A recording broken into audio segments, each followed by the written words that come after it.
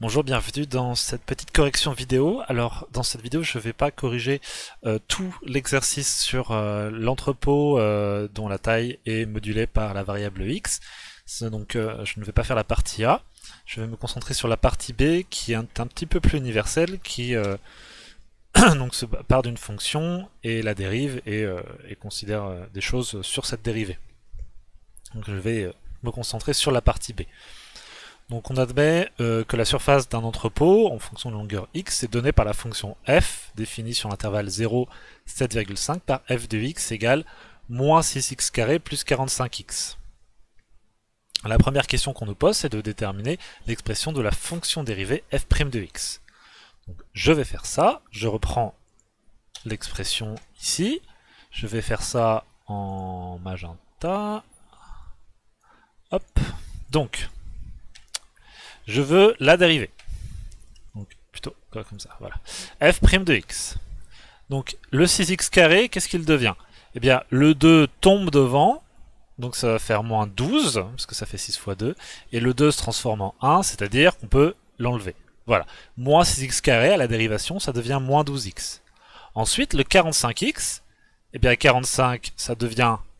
x devient 1, donc ça devient 45 fois 1, c'est-à-dire juste 45. Donc voilà l'expression de la fonction dérivée f' de x, c'est moins 12x plus 45. Deuxième question, on nous demande de résoudre l'équation f' de x égale 0 dans l'intervalle 0, 7,5. Donc, attendez, je reprends ça. Donc on nous demande de résoudre l'équation, hop, je vais le décaler, f' de x égale 0. Et donc on peut réécrire cette expression puisque f' de x, on sait ce que c'est. C'est ça, c'est moins 12x plus 45. Donc je réécris juste tout simplement, je prends ça, et je réécris, à la place de f' de x, eh bien je remplace par 12x, voilà. Je mets tout le monde en magenta. Et à partir de là, on peut commencer à résoudre l'équation. On sait que on va d'abord enlever le 45. Donc je vais faire moins 45 des deux côtés, ça va l'enlever ici, parce que plus 45 moins 45 ça s'annule, et je retrouve avec moins 45 de l'autre côté. Alors maintenant, nouvelle transformation, on va enlever les signes moins des deux côtés. Je vais donc les enlever. Et donc maintenant, enfin, dernière transformation. Pour enlever le 12 qui a devant le x ici, je vais diviser par 12 des deux côtés. Et à gauche, du coup 12 divisé par 12, du coup ça disparaît, hein, ça devient juste x. Et à droite, ça donne 45 divisé par 12. Ce qui nous donne, 45 divisé par 12, ça nous donne 3,75. Voilà, on a résolu l'équation. Alors, je vais juste la compactifier un petit peu. Voilà. Donc on est parti de là, de f' de x égale 0, et on a juste retraduit, f' de x c'est moins 12x plus 45, et, et le but c'était donc de trouver, pour quel x est-ce que ça c'est vrai? Pour quel x est-ce que, quand on fait moins 12 fois un nombre, moins 12 fois x plus 45, ça donne 0? Et bien pour résoudre ça, on le fait comme ça. Et on finit par trouver que x était égal à 3,75. Donc on vient de résoudre l'équation. Ça c'est vrai pour x est égal à 3,75. Je peux le tester. Moins 12, pardon. Donc moins 12 fois 3,75. Donc qu'est-ce qui se passe si je remplace x par cette valeur que je viens de trouver là? Moins 12 fois 3,75 plus 45. Et bien je trouve bien 0, donc c'est bon, c'est vrai, ça marche. Voilà, j'ai résolu l'équation. Autre manière de résoudre cette équation qui était possible, c'était d'aller chercher le menu Equa de votre calculatrice. On se met en mode solver. Et vous tapez l'équation tout simplement. Donc moins 12x plus 45 est égal, donc shift point pour avoir le égal, est égal à 0. Vous faites entrée et vous faites solve. Et on trouve bien 3,75. Voilà, l'un ou l'autre. Ensuite, résoudre l'inéquation dans l'intervalle 0,7,5. Alors, plusieurs manières. Je vais parler de deux méthodes. Deux méthodes. La première méthode, c'est de le faire proprement en résolution d'inéquation. Ça ressemble énormément à une résolution d'équation. D'ailleurs, je vais reprendre ça. Hop. Hop. Donc, je veux plus savoir quand est-ce que f' de x est supérieur à 0, mais quand est-ce que je veux plus savoir quand est-ce que f' de x est égal à 0, mais quand est-ce que f' de x est supérieur à 0. Eh bien, je veux savoir quand est-ce que moins 12x est supérieur à 0, tout simplement. Et donc, c'est pareil, je peux faire moins 45 des deux côtés. Si ce côté-là est plus grand que ce côté-là, bah, en enlevant moins 45 des deux côtés, ça reste vrai. Donc, c'est toujours plus grand, voilà. Et là, en fait, le fait qu'on enlève les moins des deux côtés, c'est ça qui pourrait peut-être vous perturber. Si on enlève les moins des deux côtés, on est obligé d'inverser l'inéquation. En fait, c'est assez simple. C'est-à-dire que... comment dire? Regardez. Regardez ce qui se passe si je dis que, par exemple, moins 25, eh bien c'est plus petit que moins 18. On est d'accord avec ça, moins 25, c'est bien plus petit que moins 18, c'est un nombre qui est plus petit. Si vous tracez une droite avec les nombres, eh bien ça fait moins 25, moins 24, moins 23, moins 22, moins 21, voilà, et moins 18 est là. Donc moins 18 est à droite, ça veut dire que sur la droite des nombres, moins 18 arrive après moins 25, donc moins 18 est un nombre plus grand.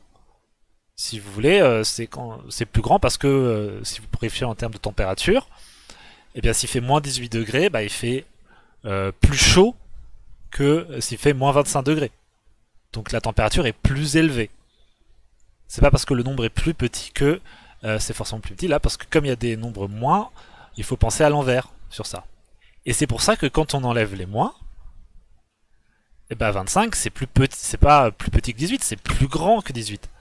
C'est pour ça que dans une inéquation, quand on enlève les moins, il faut inverser le signe. On est obligé. C'est comme ça. Si vous n'êtes pas sûr de comprendre pourquoi, retenez au moins que dans une inéquation, quand on enlève les moins, eh bien, on inverse le signe de l'inéquation. Donc f' de x supérieur à 0, c'est moins 12x plus 45 supérieur à 0, moins 12x est supérieur à moins 45, et du coup 12x est inférieur à 45, et x est inférieur à 45,12, c'est égal à 3,75. Donc on arrive à x plus petit que 3,75 quand on a commencé par f' de x est plus grand que 0. Donc en fait, cette fonction dérivée, f' de x, elle est supérieure à 0, elle est positive, quand x est en dessous de 3,75. Donc, donc, on nous demande de résoudre cette équation. Donc, on a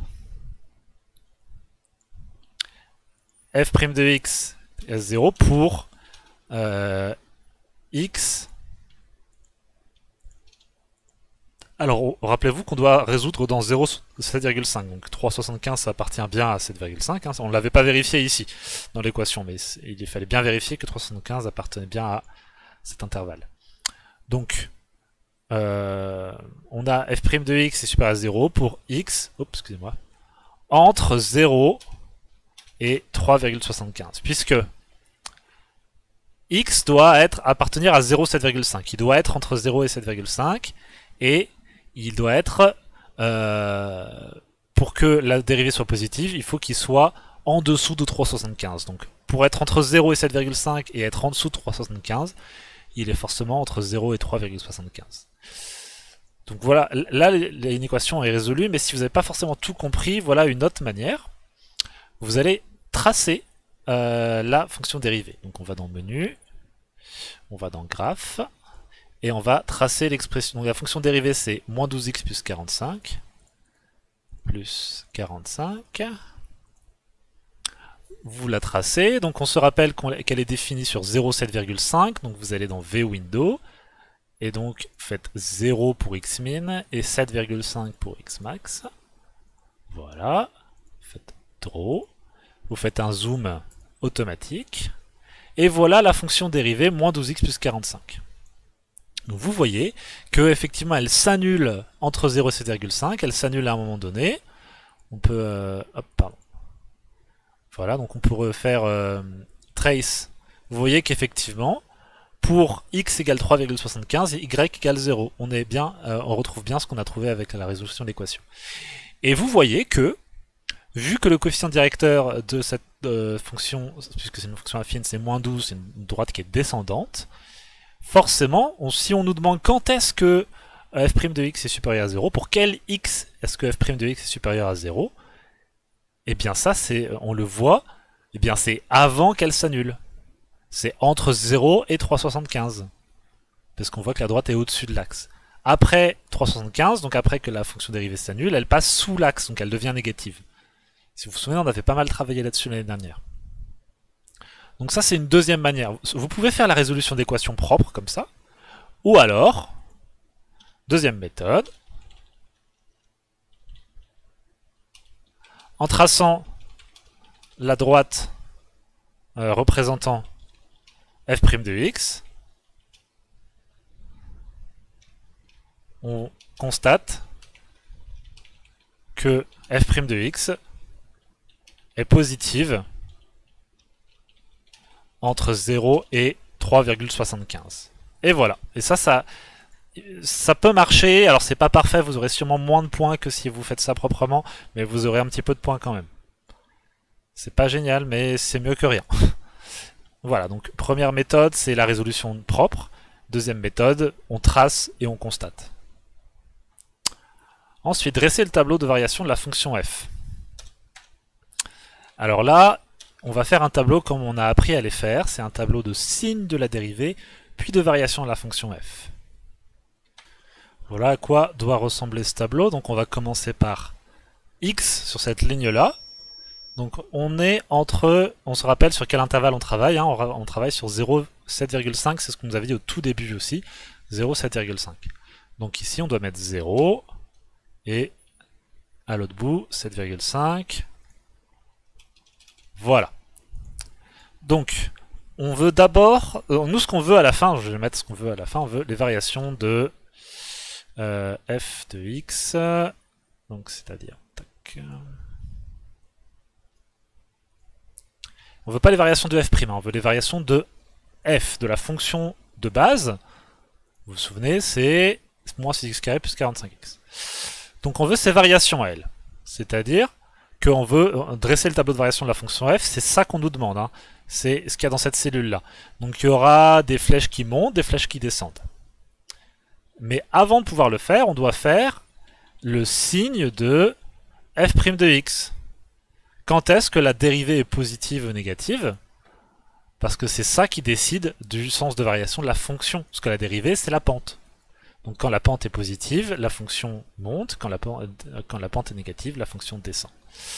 Donc le signe de f' de x. On sait que la dérivée, elle s'annule pour 3,375. Voilà. Donc ça veut dire qu'ici, hop, on a une annulation pour 3,75 avec une barre avec un 0. Et donc, entre 0 et 3,75, on a dit que f' de x était supérieur à 0 pour x entre 0 et 3,75. C'est pour ça qu'on vous demandait de résoudre ça. Donc f' de x est supérieur à 0, donc entre 0 et 3,75, f' c'est positif. Mais du coup, on l'a vu quand on a tracé que après 3,75, la fonction dérivée, elle devient négative. Alors, du coup, en rouge, voilà. Et maintenant qu'on a ça, on sait que la dérivée elle est positive entre 0 et 3,75 et négative entre 3,75 et 7,5.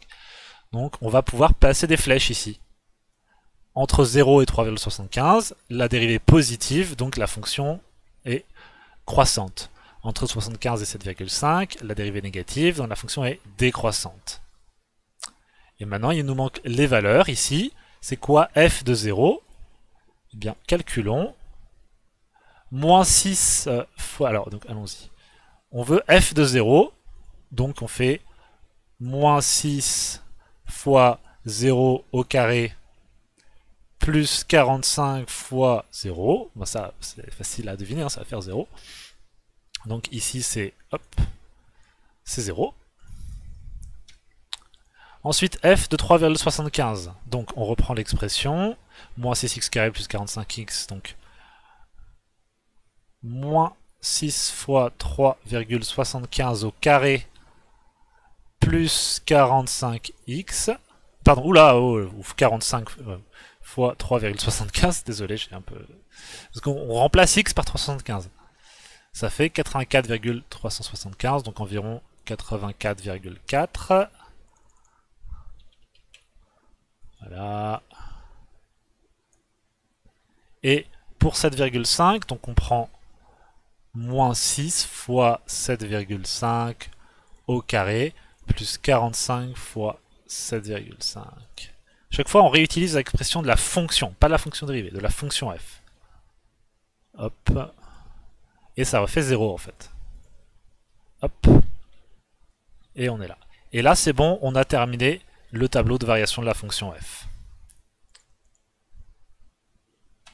Pour le reste de l'exercice, c'est un tableau de valeurs et un repère à tracer. Donc tout simplement, hein, vous le savez comment on fait ça. On va dans le menu, on va dans table, on vérifie qu'on est bien dans le bon type de fonction, parce que si vous n'avez pas y1, y2, y3, si vous avez du xt ou des choses comme ça, vous allez dans type et vous allez dans y égale. Voilà. Par exemple, si vous avez des choses comme ça là, vous devez aller dans type et vous allez dans y égale. Voilà.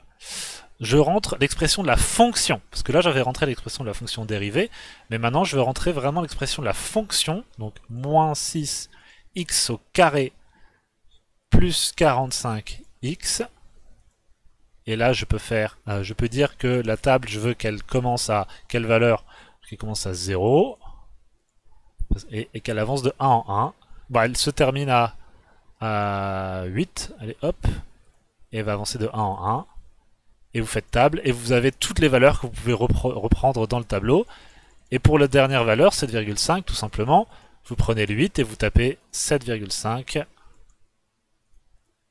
tac, et on est à 0, de toute façon vous le saviez, et après vous replacez ça dans le graphique, vous savez faire. Et la dernière question, l'aire maximale pouvant être obtenue pour l'entrepôt. Vous verrez dans votre graphique que la courbe qui représente l'aire de l'entrepôt, elle atteint un maximum. Et vous pouvez lire le maximum et voir à quel x ça correspond et retrouver les dimensions de l'entrepôt. Voilà, j'espère que c'était suffisamment clair. Vous pouvez m'envoyer un message si vous ne comprenez pas certaines choses. Au revoir.